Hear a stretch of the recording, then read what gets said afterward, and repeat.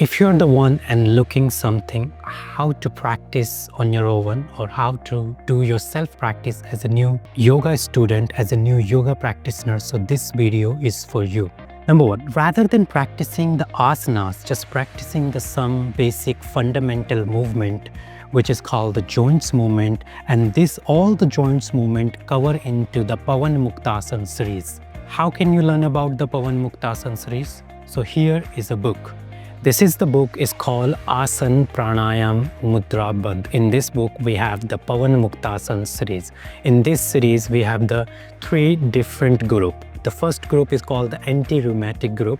The second is called the abdominal group.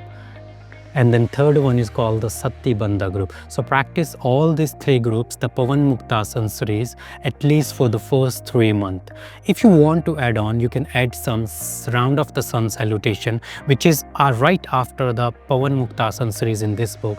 So that's only the recommendation we can practice in the beginning of my yoga journey, at least for the first 3 months. Thank you. Namaste.